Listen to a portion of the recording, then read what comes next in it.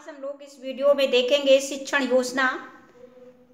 इसमें सबसे पहले कलांश रहेगा। कलांश में 4 कॉलम रहेंगे। पहला कॉलम है दिनांक, कक्षा, दूसरा कॉलम है कक्षा, तीसरा है विषय, चौथा है समय। कक्षा 5, विषय कलरो और समय 35 से 40 मिनट।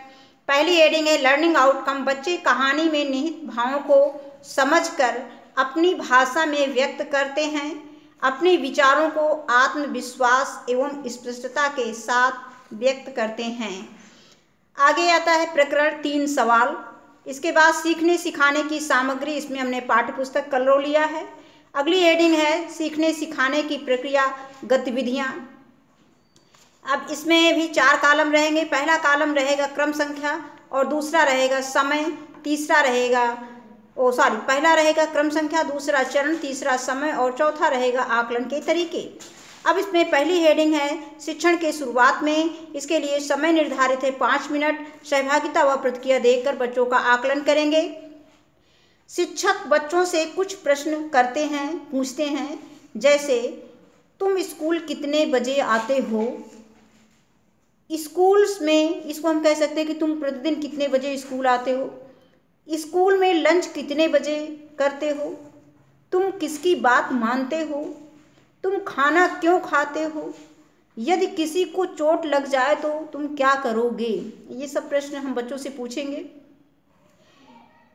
उपयुक्त प्रश्नों का उत्तर देने में शिक्षक बच्चों को पर्याप्त अवसर देंगे और बीच बीच में बच्चों को भी प्रश्न पूछने का अवसर देंगे।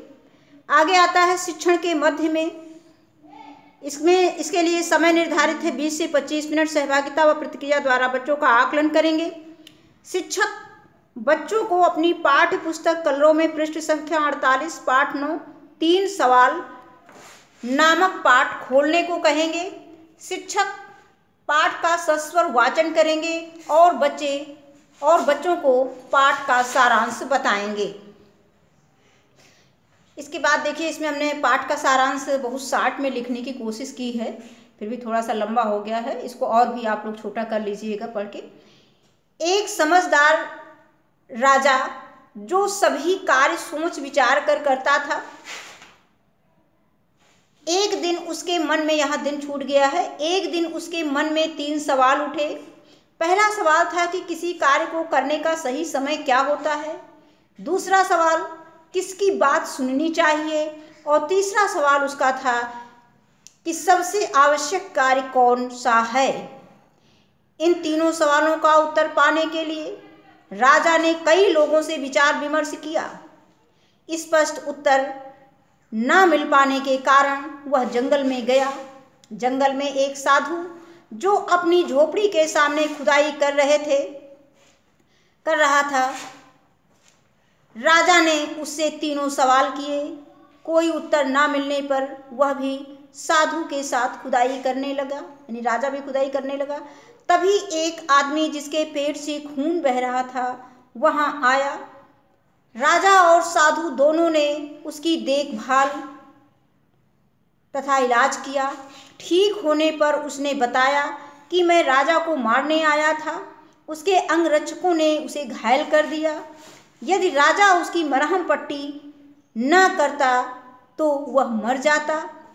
थोड़ा सा यहाँ कहानी लिखने में थोड़ा सोच के लिखे हैं, इसलिए थोड़ा सा वर्ड वो हो गए हैं, मिस्टेक हो गई है वर्ड को पूरा लिखने में, तो उनको आप लोग सही कर लीजिएगा। इसके लिए क्षमा चाहती हूँ।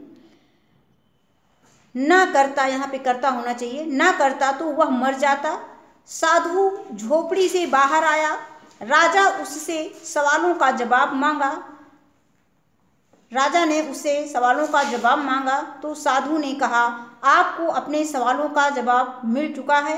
अर्थात यदि तुम ये सब काम ना करते, बाहर चले जाते, तो आपके शत्रु आपको मार देते।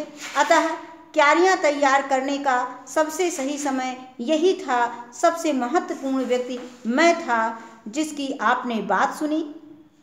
दौड़कर आने वाले व्यक्ति की मरहम पट्टी का काम सही था, नहीं तो वह मर जाता। अतः मनुष्य को परोपकार करने के लिए ही जीवन मिला है। इसके बाद इसके आगे देखते हैं।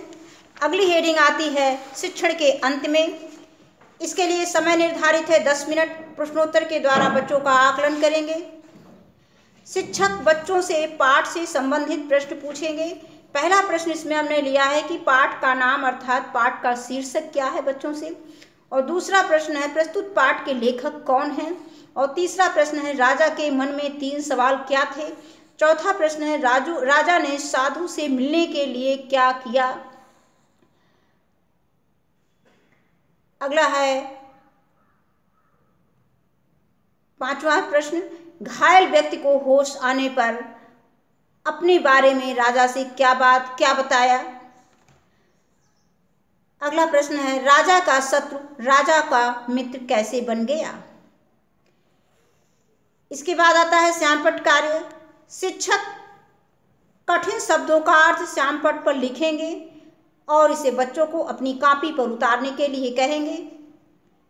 शब्द अर्थ यथेष्ट मीन होता है भरपूर, सलाहकार मीन होता है सलाह देने वाला, अंगरक्षक यानी सुरक्षा के लिए नियुक्त सिपाही, और रणनीति क्या होता है युद्ध नीति होता है, प्रतिशोध होता है बदला लेने की भावना से किया जाने वाला काम।